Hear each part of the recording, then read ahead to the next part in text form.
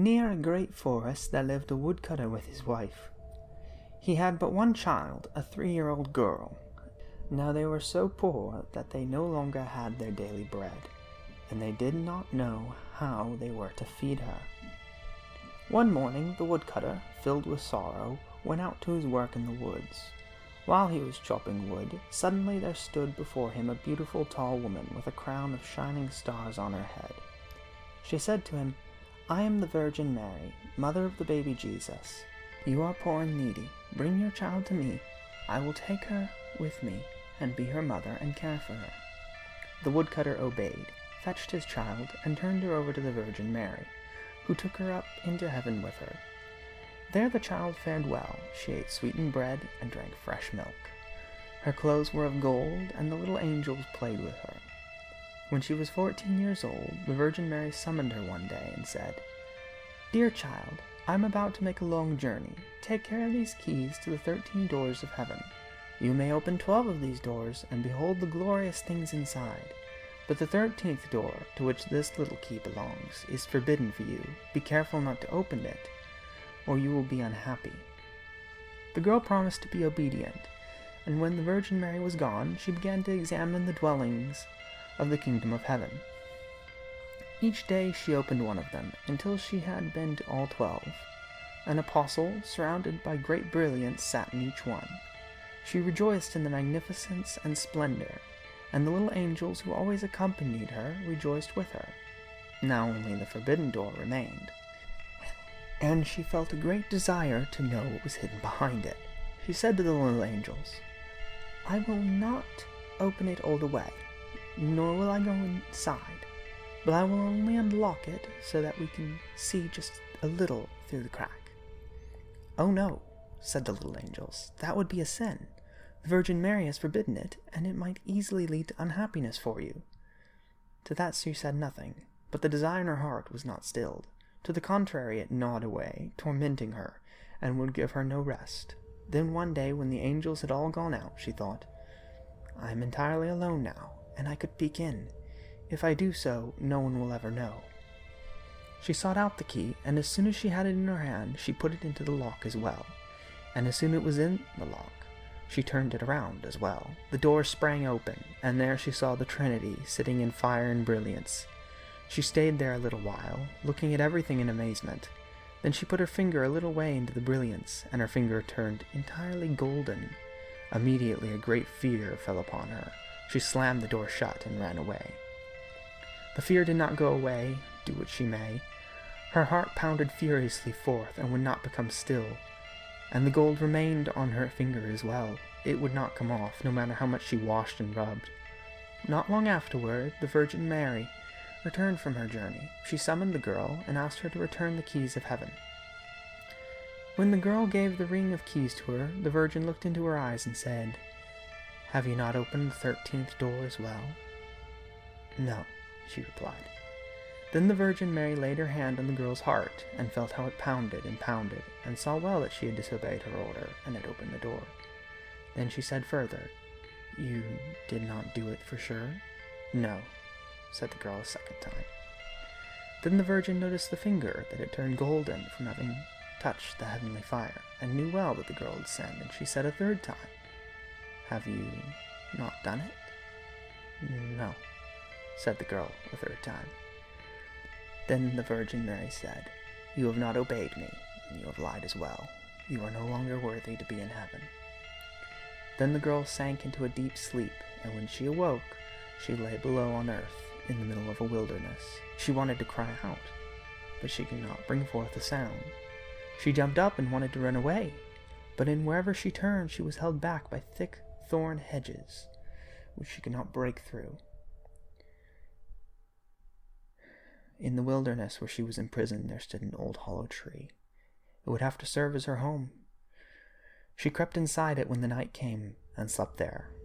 And when it stormed and rained, she found shelter inside it, but it was a miserable life. And she cried bitterly when she thought about how beautiful it had been in heaven, and how the angels had played with her. Roots and wild berries were her only food, which she looked for as far as she could go. In the fall, she gathered the fallen nuts and leaves, and carried them into the opening in the tree. The nuts were her food during the winter, and when snow and ice came, she crept under the leaves like a poor little animal, so that she would not freeze. Before long, her clothes were ripped to shreds, and one piece of them after another fell off her. When the sun shone warmly again, she went outside and sat in the front of the tree. Her long hair covered her on all sides like a cloak. Thus she sat, year after year, feeling the world's misery and pain. One day, when the trees were once again a fresh green, the king of the country was hunting in the woods. He followed the deer that had fled into the thicket that surrounded this part of the woods. Getting off his horse, he tore the brush aside and cut himself a path with his sword. When he had at last forced his way through, he saw a wonderfully beautiful girl sitting under the tree, covered entirely with her golden hair down to her toes. Filled with amazement, he stood still and looked at her. Then he spoke to her, saying, "Who are you? Why are you sitting here in this wilderness?" But she gave no answer, for she could not open her mouth. The king continued, "Will you go with me to my castle?" To this she just nodded her head a little. The king took her into his arms, lifted her onto his horse, and rode home with her. Arriving at the royal castle, he had her dressed in beautiful clothing, and gave her an abundance of everything. Although she could not speak, she was still so beautiful and charming that he fell in love with her with all his heart, and it was not long before he married her. About a year later, the new queen brought a son into the world. Afterward, the Virgin Mary appeared to her in the night when she was lying alone on her bed, and said, "If you will tell the truth, and confess that you unlocked the forbidden door, I will open your mouth and give you back your speech. But if you persevere in sin and stubbornly deny it, I will take your newborn child away with me." The queen was allowed to answer, but she remained obstinate, and said, "No, I did not open the forbidden door." And the Virgin Mary took the newborn child out of her arms and disappeared with it. The next morning, when the child was not to be found, it was rumored among the people that the queen was a cannibal, and had killed her own child. She heard all this and could say nothing to the contrary, but the king did not want to believe it, because he loved her so much. 1 year later, the queen again bore a son. In the night, the Virgin Mary again came to her, and said, "If you will confess that you opened the forbidden door, I will give you your child back and release your tongue. But if you continue in sin and deny it, then I will take this newborn child with me as well." Then the queen said again, "No, I did not open the forbidden door." And the Virgin took the child out of her arms and took it away with her to heaven. The next morning, when this child had disappeared as well, the people loudly said that the queen had eaten it, and the king's counselors demanded that she brought to justice. The king, however, loved her so dearly that he would not believe it, and ordered the counselors, under threat of death, to say nothing more about it. The following year, the queen gave birth to a beautiful little daughter, and for a third time, the Virgin Mary appeared to her in the night. She said, "Follow me." Taking the queen by the hand, she led her to heaven, and showed her there her 2 oldest children, who were laughing and playing with the ball of the world. When the king rejoiced at seeing this, the Virgin Mary said, "Has your heart not yet softened? If you will confess that you opened the forbidden door, I will give you back your 2 little sons." But for a third time the queen answered, "No, I did not open the forbidden door." Then the Virgin let her sink down to earth again, and took away her 3rd child as well. The next morning, when it became known, all the people shouted loudly, "The queen is a cannibal! She must be condemned!" And the king was no longer able to hold back his counselors. A trial was held, and as she was not able to respond and defend herself, she was condemned to be burned to the stake. Wood was piled together after she had been bound tightly to a stake, and the fire was beginning to burn around her. The hard ice of pride melted.